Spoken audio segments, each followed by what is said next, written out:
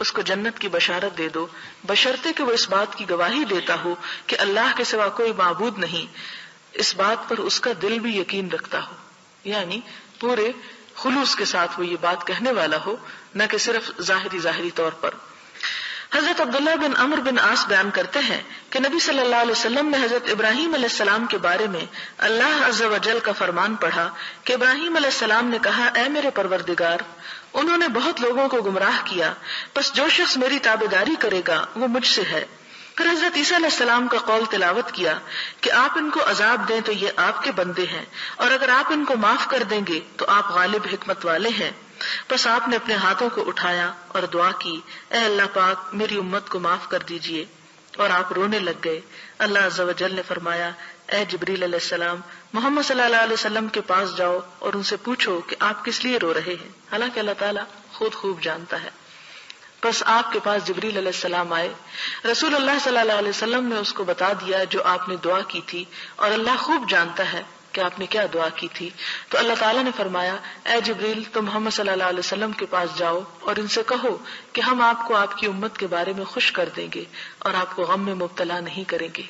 اس سے آپ اندازہ لگائیں کہ حضور صلی اللہ علیہ وسلم کے ہم پر کتنے احسانات ہیں، اور کتنا وہ اپنی امت کے بارے میں فکر مند ہوتے تھے، اور کتنا اپنی امت کے مستقبل کے بارے میں خوف رکھتے تھے کہ اللہ تعالیٰ کا غضب جو اتنا شدید ہے، اگر امت اس میں گرفتار ہو گئی تو چھوٹ کس طرح ہوگی۔ اور آپ ہمارے لیے دعائیں کرتے تھے، لیکن میں اور آپ سوچیں کہ ہم آپ صلی اللہ علیہ وسلم کے لیے کتنا درود پڑھتے ہیں، ہم آپ کے لیے کتنا درود بھیجتے ہیں اور آپ پر کتنا سلام پڑھتے ہیں۔ یہ کوتاہی ہونی نہیں چاہیے، کیونکہ آپ کے لیے جب درود شریف پڑھا جاتا ہے تو ایک دفعہ پڑھنے سے 10 رحمتیں لازم آتی ہیں۔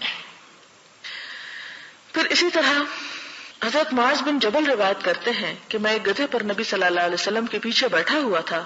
آپ نے فرمایا، اے معاذ، کیا تجھے معلوم ہے کہ اللہ کا اس کے بندوں پہ کیا حق ہے اور بندوں کا حق اللہ پر کیا ہے؟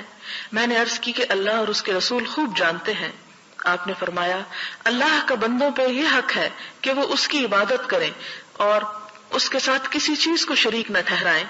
اور بندوں کا حق اللہ پر یہ ہے کہ اللہ پاک اس انسان کو عذاب میں مبتلا نہیں کرے گا جو اس کے ساتھ کسی کو شریک نہ ٹھہرائے گا۔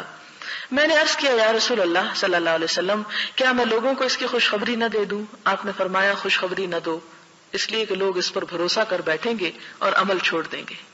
یعنی پھر کام نہیں کریں گے اور کہیں گے کہ بس چونکہ ہم کلمہ پڑھ رہے ہیں یہی ہمارے لیے کافی ہے۔ اور آج شاید ہمارے دور کی امت نے بھی یہی سوچ رکھا ہے، چونکہ ہم کلمہ پڑھتے ہیں اس لیے۔ لیکن سوچنا یہ چاہیے کہ ہم نے کلمہ کتنے شعور اور کتنے خلوص کے ساتھ پڑھا ہے۔ ہم تو اس لیے پڑھتے ہیں کہ مسلمانوں کے گھر میں پیدا ہو گئے،